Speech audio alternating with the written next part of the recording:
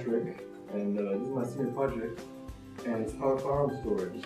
But before we actually get started, I want to give you all a little test to see what you already know about it.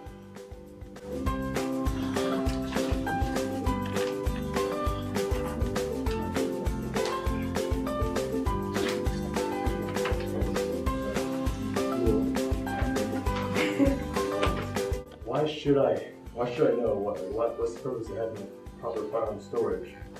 Well, the purpose is that it's a law, and you need to know proper firearm storage and handling to begin the process of purchasing a firearm.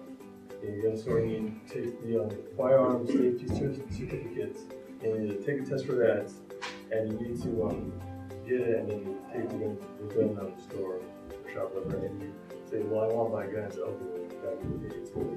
You start business. And also to prevent accidents, because they happen all the time, and but we don't want it to happen. And knowing proper storage would prevent this from happening. And when firearms, loaded firearms, are more easy to access, like the children, they could hurt themselves and others. These precautions, they still apply even if you don't have a child, because you never know who might come over, like your uncle came over and he has his child with him, but you could have to put your gun away, and child harm is all bad. So. And because you never know.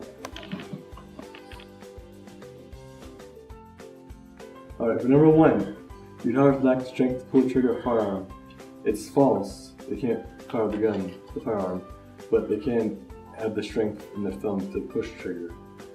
For number two, if you are facing a misdemeanor or felony charge, if you keep a low firearm where a child obtains and improperly uses it, the answer is true. If a child does get in possession of a firearm that you own and use it to hurt and or kill somebody, then yes, you will be charged.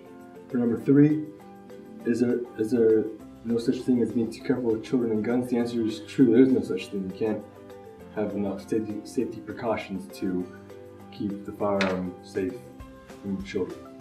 And for number four, the first lesson children should learn is that guns are not toys. The answer is true. They should learn that they are not toys, because it's important. They should know between a water gun and a firearm.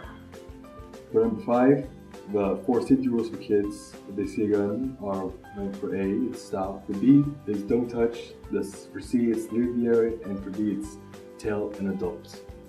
For 6, child safety precautions only apply if you have children. The answer is false. You never know who's going to come over to your house where you have a firearm.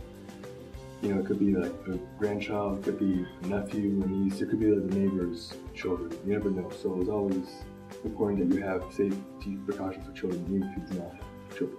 Number 7, is it safe to store a loaded firearm in your bedside table? The answer is false, because anyone can get to it. A child can get to it, or someone you don't get to it and steal it from you. The best place to be would be in a lockbox and hidden away, and the firearm should be separate from the ammunition. It's a separate lockbox. For number 8, the 2 common firearm safety devices are trigger locks and cable locks. The answer is true. They are the most common ones. Trigger locks to stop a person from pulling the trigger and just on the trigger section of the firearm, and cable locks go through the inside of the firearm and stop a person from using it any way possible. So they're the 2 most common locks you'll find in firearms. For number 9, which of the following steps should be taken to shopping for firearm? The answer is all the above. The answer is use a firearm safety device and store the firearm in a locked container.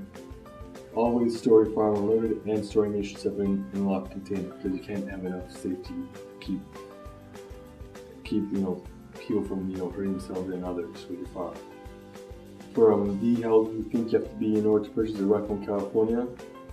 The state of California, the law states that you have to be at least 18 to purchase a shotgun or rifle from a gun dealer or gun store in California, and it's 21 for a handgun.